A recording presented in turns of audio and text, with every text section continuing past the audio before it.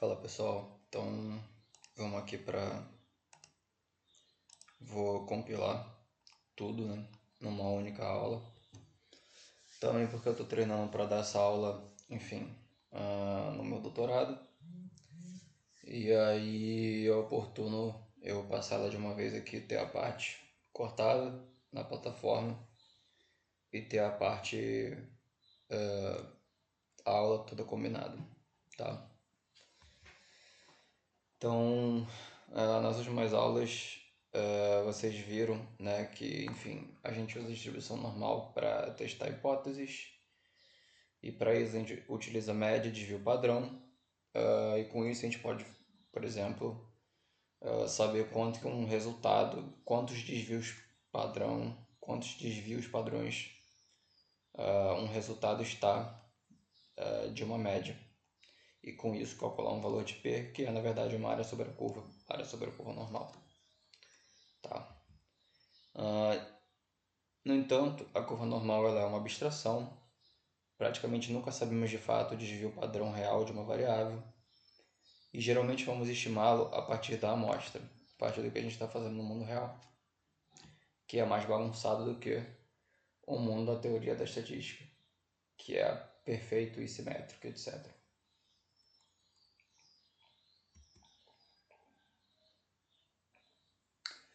A gente frequentemente vai estar utilizando a distribuição T, que ela faz um ajuste para a distribuição normal. Ela mede o erro entre uma média amostral e a média populacional. Ela é semelhante à normal, porém mais larga quanto menor for o n, e para amostras grandes ela é quase igual à curva normal. Quanto maior o n na distribuição T, mais estreitas as pontas e um valor menor de T é necessário para chegar a um determinado limiar de significância. Então você tem aqui que com graus de liberdade menores, que a gente chama aqui de degrees of freedom, ela é mais conservadora em considerar um resultado tantos desvios padrões para a direita ou para a esquerda da média como estatisticamente significativo. Se o teu n é de 4, precisa desviar 2,776 desvios padrões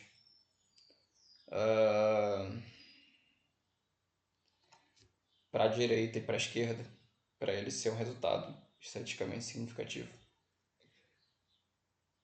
E quando o n vai aumentando, quando os graus de liberdade vão aumentando, a gente vai chegando, se aproximando ao multiplicador, que é o multiplicador da distribuição normal, que é 1,96.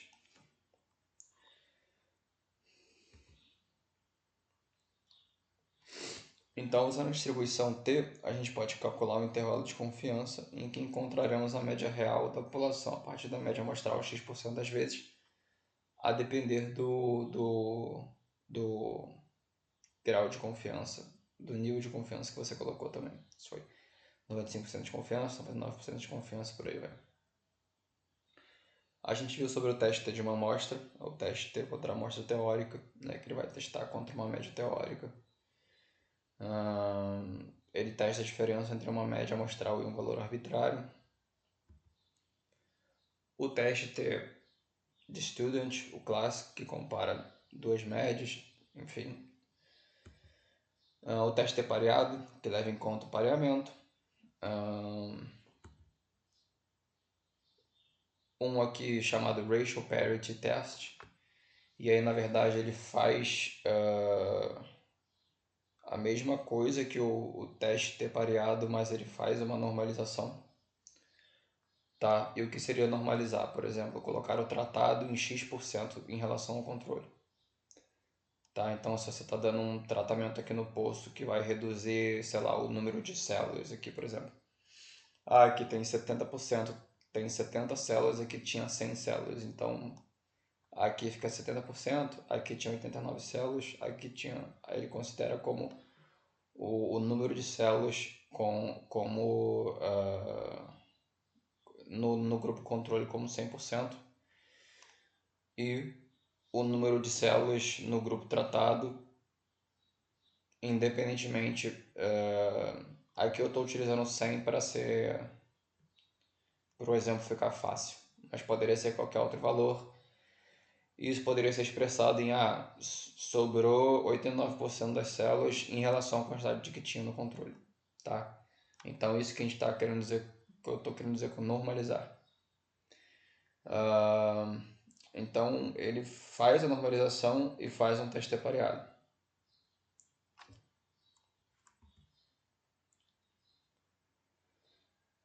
Em teoria, se a gente normalizar na mão e rodar um teste pareado, seria equivalente a fazer um teste desses, eu acredito. Ou um teste T de uma amostra contra 100%, nesse caso aqui, tá? Levando em conta os controles como 100%.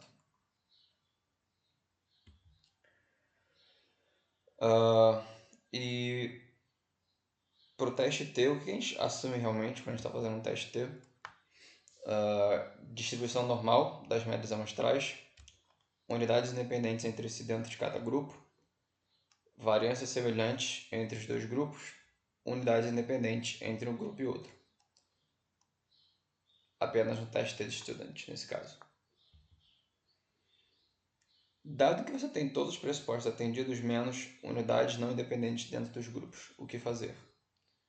Pode ser um problema no seu desenho experimental. Você pode estar confundindo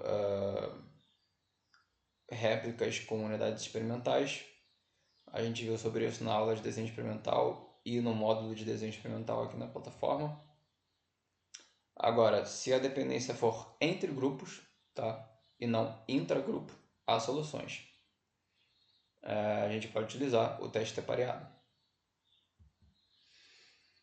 Se todos os pressupostos forem atendidos, menos variâncias diferentes, o que fazer? A gente pode utilizar um teste com correção de Gauss, tá? Isso está disponível amplamente aí nos softwares estatísticos. Se todos os pressupostos forem atendidos, menos a distribuição não é normal. E aí o que você faz nesse caso? O que a gente quer dizer com a distribuição não ser normal? O que a gente quer dizer com isso? Por exemplo, um fenômeno que possui a mesma probabilidade de acontecimento para cada uma de suas facetas. Por exemplo, o rolar de um dado, tá? Onde cada um dos lados tem a mesma probabilidade de cair, cada um dos 6 lados. E a longo prazo, rolando esse dado várias vezes, um único dado, a gente espera que isso aqui vai se aproximar de uma distribuição que a gente chama de distribuição homogênea, onde todos os valores são igualmente prováveis. Tá? Quanto mais a gente rolar, mais, enfim, próximo a gente vai estar disso. Um outro exemplo, né? Um fenômeno que não tem preferência por um valor em particular. Ele tem aqui certa concentração entre 100 e tal, um pouquinho menos que isso.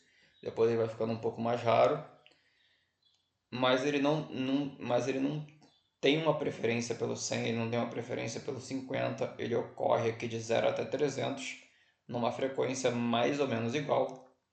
Isso aqui é uma distribuição mais ou menos homogênea. E isso aqui é um desvio da normalidade para aquela variável. Tá? Instrumentos que possuem um limite de detecção para cima ou para baixo. Então ele vai ficar truncado. A distribuição vai truncar para cima se for um limite de detecção. O fenômeno existe além disso, mas o teu equipamento só detecta até ali. E para baixo também serve, vai truncar os valores. E isso daí vai desviar da normalidade, né, para aquela sua distribuição.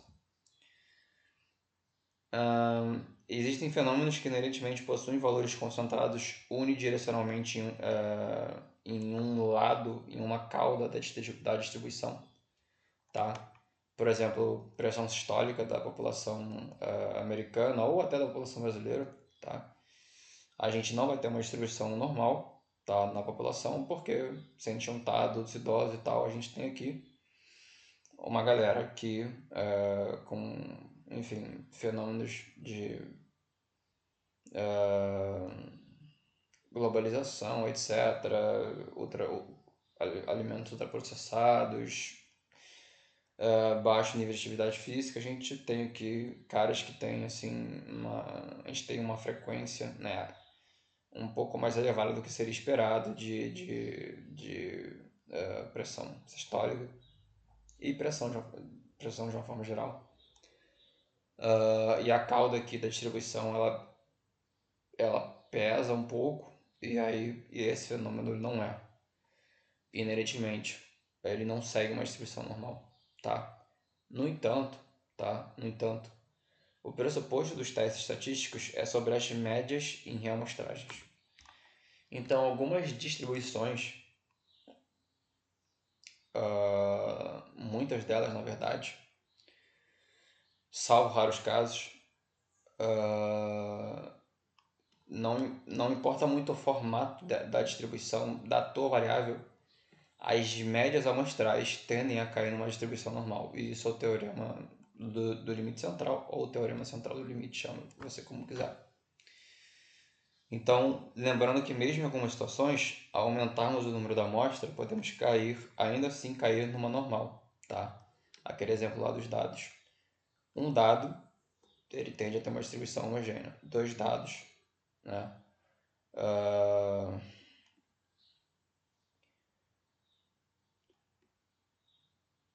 Dois valores somado 2, você tem duas possibilidades. Você tem uma possibilidade só, perdão, somar 2, né? Não, você tem duas possibilidades. Somar 3, você tem 3, você tem, pode cair 1 e 2, 2 e 1. Você tem duas possibilidades. 4, você tem 3 possibilidades, porque pode cair 1 e 2, perdão, 1 e 3, 3 e 1 e 2 e 2. E aí isso vai formando uma escadinha e cai numa normal já se você tem dois dados, tá? Quanto mais dados você tem, mais isso daqui vai caindo numa normal.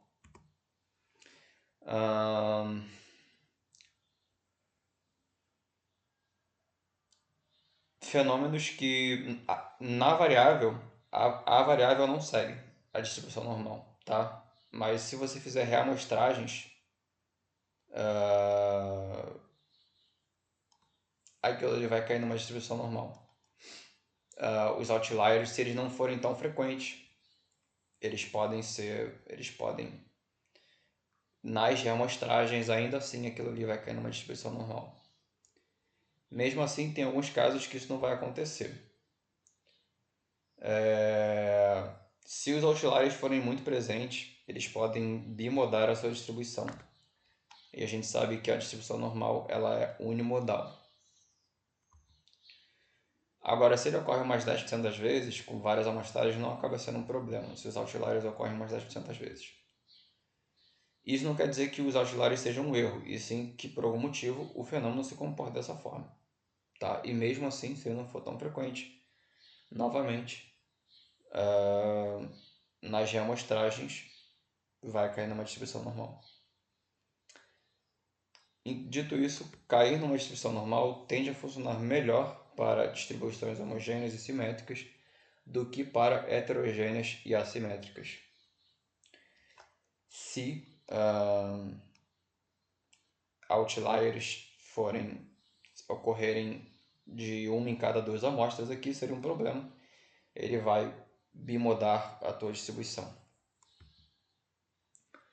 A gente pode, enfim, tem formas que a gente pode também de jogar a sua variável para uma distribuição normal, se a gente não está num caso de que o teorema central do limite vai resolver a questão. E a gente pode, por exemplo, utilizar a log transformação para isso, tá? Onde o valor bruto da variável não segue, em casos onde o valor bruto da variável não segue uma distribuição normal, mas o log segue, o log daqueles valores já vai seguir. No fundo, a gente tem que ver se isso faz sentido, né? E cuidado para não perder o sentido biológico quando você está fazendo isso. Nesse caso, você estaria colocando a variável em uma escala onde os pressupostos dos testes paramétricos voltam a se aplicar. Mas uma última opção, caso esse pressuposto da normalidade não seja atendido, é ir para a estatística não paramétrica, que é o tema dessa aula.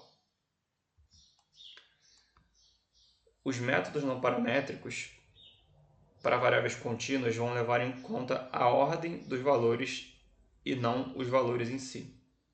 Tá? E para variáveis discretas também, não somente para variáveis contínuas. Enfim.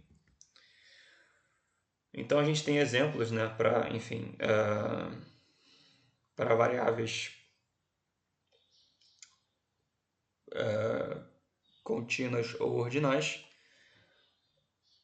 ou variáveis discretas também. Teste de randomização, Mann-Whitney, Wilcoxon, Kurzweil são nomes frequentes, mas existem outros. E para variáveis qualitativas, tem o Q-quadrado, teste de Fisher, mas também existem outros. E essa questão toda do não paramétrico começa com um pesquisador curioso, né? Na verdade, da forma como a história é contada, um gênio brincando no dia a dia, né? O Fisher, o tal do Ronald Fisher, né? Já foi citado aqui antes. Ele estava querendo descobrir, um belo dia, se a sua colega era capaz de discernir se colocavam leite ou chá primeiro em xícaras que eram oferecidas para ela, sem ela saber, né, de forma cega. Então, basicamente, ele queria saber se ela era boa mesmo no lance. Então, o Fischer, ele pensou como ele podia resolver, como ele podia realmente, de fato, saber que ela sabia realmente adivinhar e que ela não estava e que ela não estava mentindo quando ela falava que tinha essa habilidade. Ah, não, eu sei quando colocam, enfim, chá primeiro, ou se colocam leite primeiro, quando tem mais chá, quando tem mais leite. E aí o Fischer pensou, tá, então como é que eu posso resolver isso com o experimento? Dando 8 copos de forma embaralhada para ela. 4 copos com leite primeiro e 4 copos com chá primeiro. Ele viu que, na verdade, isso aqui caía num número de possibilidades finitos, onde ela podia errar todos. Ela podia errar todas as situações. Ela podia acertar um copo. Ela podia acertar metade dos copos. Ela podia acertar 3/4 dos copos. Ou ela podia acertar todos. Então ela podia adivinhar mais ou menos 50% das vezes. Bem provável que ela esteja acertando por sorte, talvez. 75% das vezes. Ele ainda não estava convencido se fosse 75% das vezes. Ela ainda poderia estar sendo sortuda fazendo isso. A partir de que ponto você ficaria convencido da mulher lá acertar? Se ela acertar 75% das vezes, 85% das vezes, 100% só se ela conseguir acertar 100% das vezes. O Fischer, ele só estava decidido se ela conseguisse adivinhar sempre.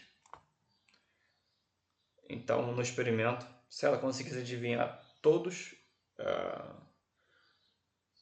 as xícaras, né, dadas de forma cega para ela, só ele e o cara que estava servindo e os amigos que estavam fazendo o experimento sabiam.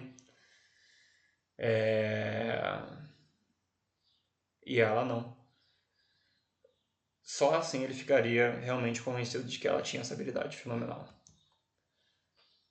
E o Fischer, então, ele se deu conta de que o problema caía no que a gente chama de uma permutação. E existia 70 possíveis combinações dela acertar e errar nos diferentes cenários.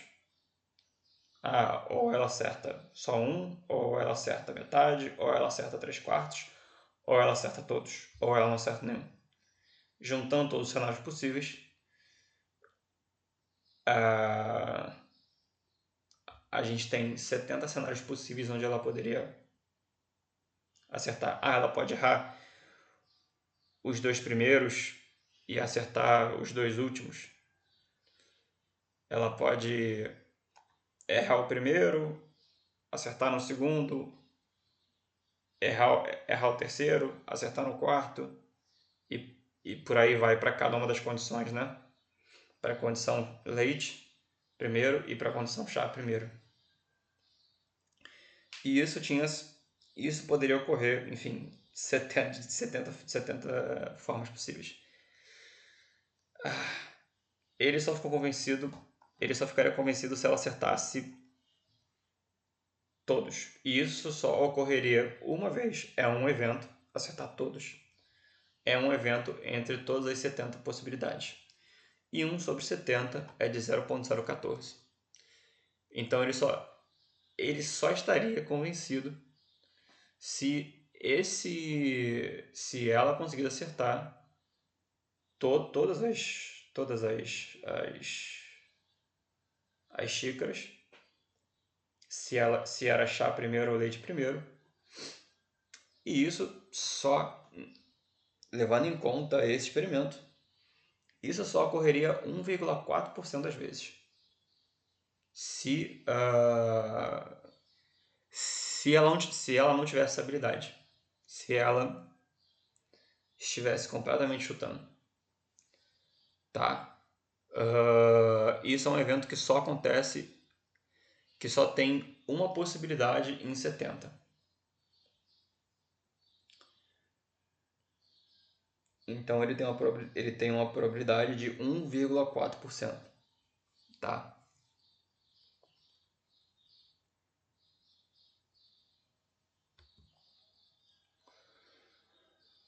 E a história diz que ela conseguiu acertar todas as xícaras. E aí Fischer de fato ficou convencido. E eu não sei porque não existem documentários de Fischer, da mesma forma como existem de Einstein, etc., depois de tudo que ele fez para a ciência. Talvez porque ele é um cara meio controverso, mas tudo bem, o Einstein também ele foi um cara meio controverso, principalmente na vida pessoal dele.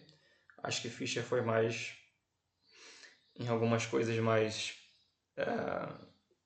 sociais, vamos dizer assim, mas tudo bem.